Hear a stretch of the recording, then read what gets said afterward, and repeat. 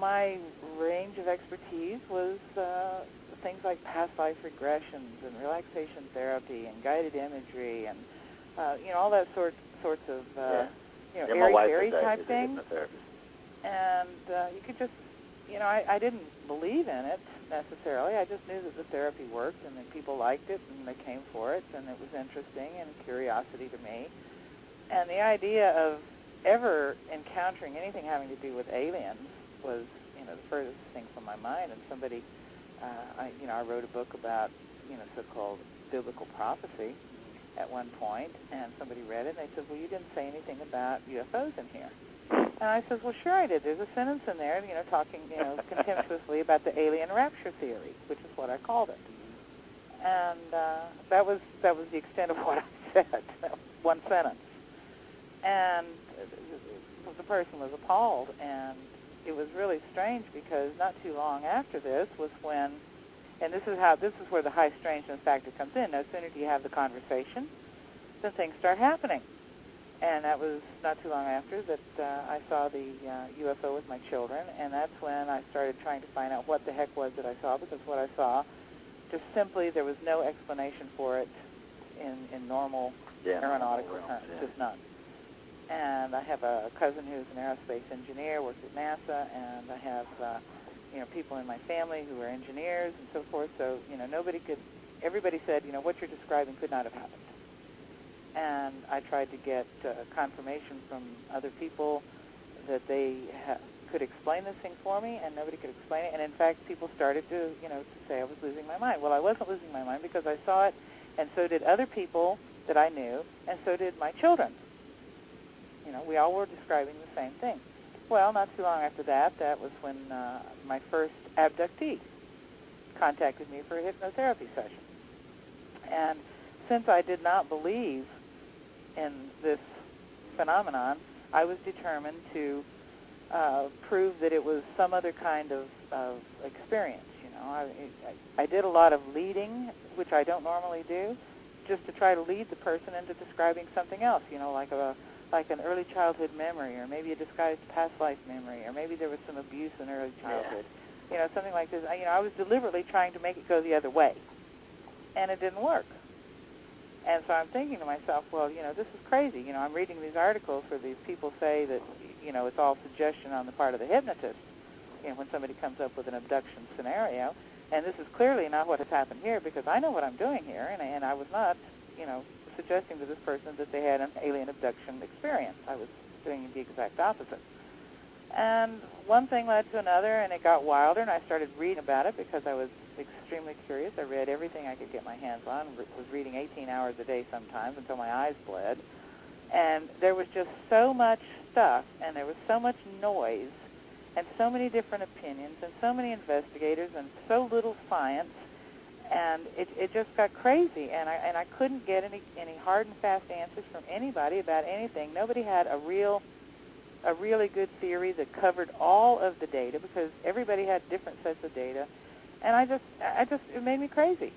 And since I couldn't find any answers, I started thinking, well, I've read about all of these people, who did this channeling, and of course that was another thing.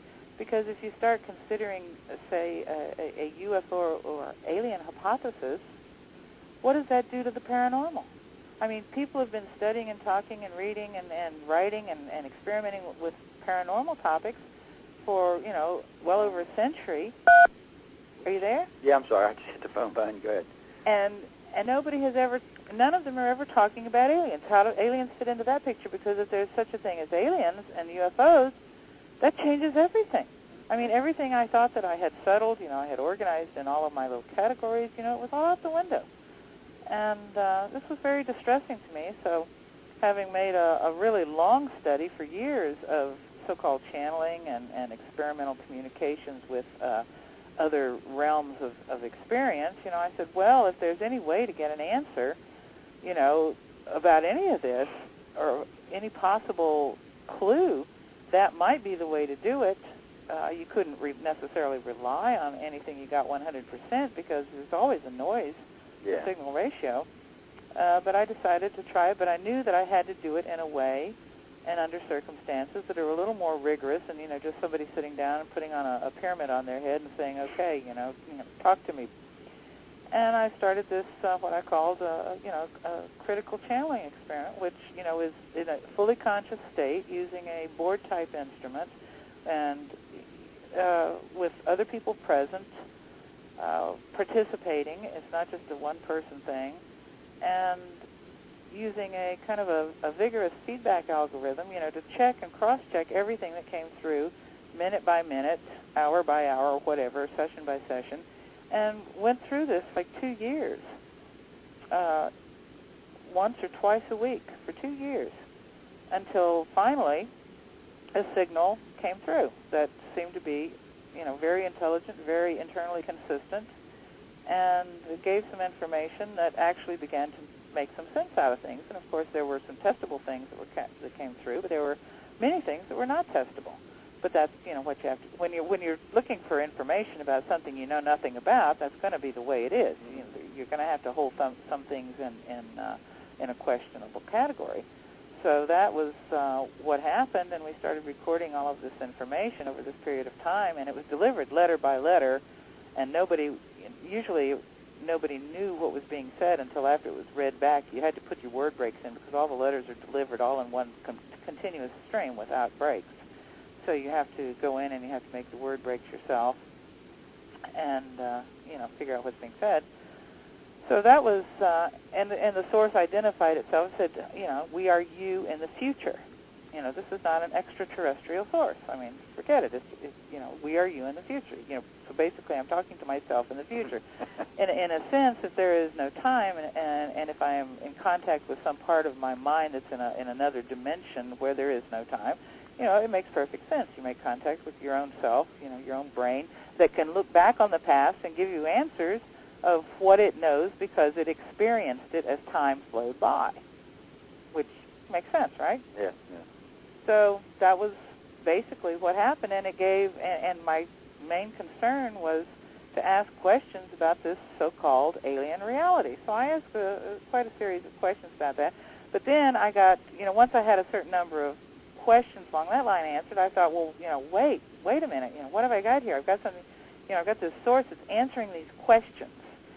Now, there are all these other questions that I have about history and about conspiracies and about who did what, when, where, how, and why, and what does this mean, and how does that work?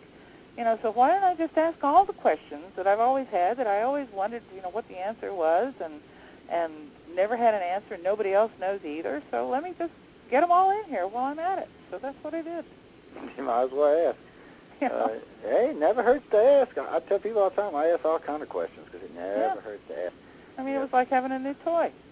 We do massive amounts of case studies, and I'm very fortunate. I head up an organization with 15,000 members and directors all over the planet, all over the country. We've actually investigated. We have criteria for all of this stuff now. But what we do is well, you see, I read those kinds of cases. I read cases.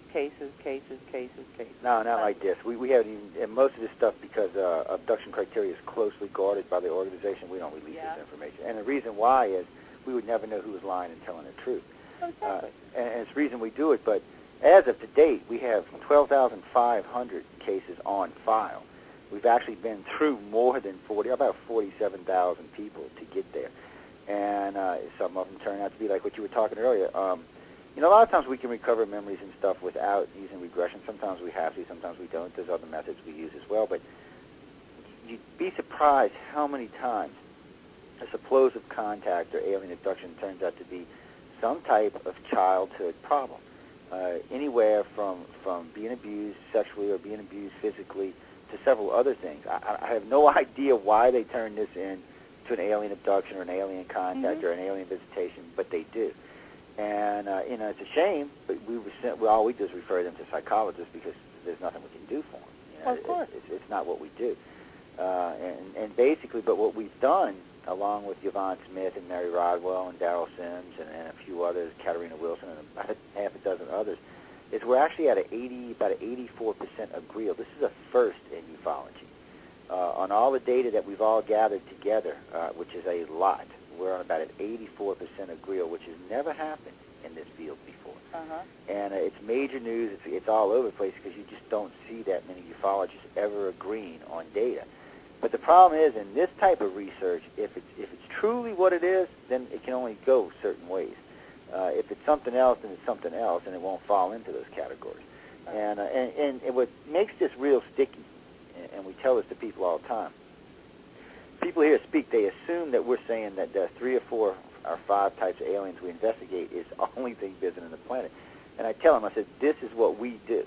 This does not limit anything else that may be going on the planet or anything else, contacts coming from other dimensions or across other places. I said, those are separate from what we do, and there's other people like yourself. There's other people investigating those things, and we have to investigate everything because there's no way. If you don't, there's no way of ever knowing what's true and what's not. And that's one of the biggest problems in this field is